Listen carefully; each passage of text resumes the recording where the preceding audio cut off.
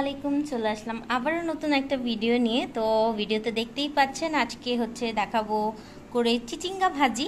এটা আমাদের বাসায় খুব করা হয়, এজন্য ভাবলাম যে আপনাদের সাথে একটু শেয়ার করি। আর এটা খেতেও আমার নিজের খুব পছন্দ, আবার বাসার সবাইও পছন্দ করে, বাচ্চারাও খুব মজা করে খায়, এজন্য ভাবলাম আপনাদের জন্য শেয়ার করি। তো এই তো চলুন শুরু করা যাক আজকের রান্না। এখানে আগে থেকেই সুন্দর করে চিচিঙ্গাগুলো ধুয়ে গোল গোল করে একদম পাতলা করে কেটে নিয়েছি। আপনি দেখতেই পাচ্ছেন কতটা সুন্দর করে আমি এটা কেটে নিয়েছি। আর চিচিঙ্গা ভাজি কিন্তু খেতে খুবই মজা। তো আজকে দেখাবো কিভাবে আমরা আমাদের চিচিঙ্গা ভাজিগুলো করি। তবে চলুন শুরু করা যাক। প্রথমে আমি চুলাইতে একটা কড়াই গরম করে নিয়েছি। এরপর এখানে দিয়ে দিব প্রায় 2 টেবিল চামচের মতো সয়াবিন তেল। তেলটাও গরম হয়ে গিয়েছে অলরেডি, যেহেতু আমি কড়াইটা গরম করে নিয়েছিলাম আগে থেকে। এ পর্যায়ে আমি দিয়ে দিব চিলি ফ্লেক্স বা বলতে পারেন শুকনো মরিচের কুচি। তো এটাকে একটু ভাজা ভাজা হতে সময় দিব। দেখুন অলরেডি কিন্তু এগুলো ভাজা ভাজা হয়ে যাচ্ছে, যেহেতু তেলটা আমার গরম ছিল। এ পর্যায়ে আমি এখানে কিছু পেঁয়াজ অ্যাড করে দিব। আমি এখানে প্রায় 2টো মিডিয়াম সাইজের পেঁয়াজ কুচি করে নিয়েছি, সেটাই দিয়ে দিলাম। দিয়ে সুন্দর করে নেড়ে চেড়ে নিব।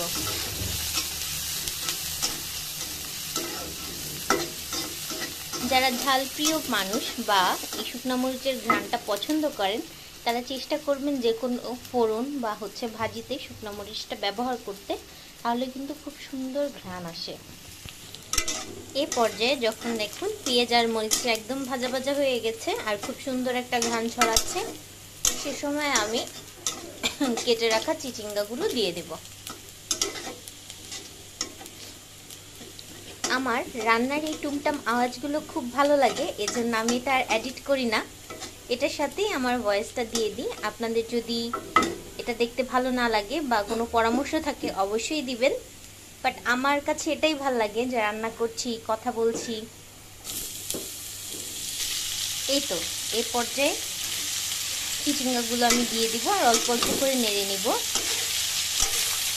কারণ একসাথে সব দিয়ে নাড়তে গেলে চিচিঙ্গাগুলোর মধ্যে কিন্তু এই যে পেঁয়াজ বা মরিচের এই বাগারটা সুন্দর করে মিশবে না, এই জন্য অল্প অল্প করে দিব আর অল্প অল্প করে নাড়ব। এই যে দেখুন আমার চিচিঙ্গাগুলো দেওয়া হয়ে গিয়েছে। এই পর্যায়ে হচ্ছে আমি এটাকে ঢেকে রাখবো। এখানে কোনো প্রকার পানি ব্যবহার করার প্রয়োজন নেই, কারণ চিচিঙ্গা থেকে প্রচুর পরিমাণে পানি বের হয়। আর চুলার ফ্লেমটা এই পর্যায়ে আমি বাড়িয়ে রাখবো যতক্ষণ পর্যন্ত না পানিগুলো বের হয়ে যাচ্ছে, আর সুন্দর করে এটাকে ঢেকে রাখবো। দেখুন ভাজিটা থেকে কি পরিমাণ হচ্ছে পানি বের হয়ে এসেছে। তো এটা হচ্ছে আমি শুকানো পর্যন্ত ওয়েট করব। তো শুকানো পর্যন্ত আমি এটাকে ঢাকনা দিয়ে ঢেকে রেখে দিব, যেহেতু চিচিঙ্গা এই পানিতেই কিন্তু খুব সুন্দর মতো সিদ্ধ হয়ে যাবে, এটাকে আলাদাভাবে সিদ্ধ করার প্রয়োজন পড়ে না। তো ফিরছি সেদ্ধ হওয়ার আগ পর্যন্ত, ফিরছি একটু পরে সেদ্ধ হওয়ার আগ পর্যন্ত অপেক্ষা করি।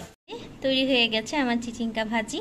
তো এটাকে পানি শুকিয়ে আমি নেড়ে চেড়ে হচ্ছে নিয়ে নিয়েছি, বেশিক্ষণ রাখা লাগেনি। এই যে দেখতেই পাচ্ছেন এটা কিন্তু খুবই মজার হয় খেতে। এটা কিন্তু ভাত রুটি দুটোর সাথেই আপনি খেতে পারেন। তো এই তো আজকে এ পর্যন্তই, দেখা হবে আবার নতুন কোনো ভিডিওতে। ততক্ষণ পর্যন্ত ভালো থাকবেন, সুস্থ থাকবেন, আমাদের জন্য অনেক অনেক দোয়া করবেন। আল্লাহ হাফেজ।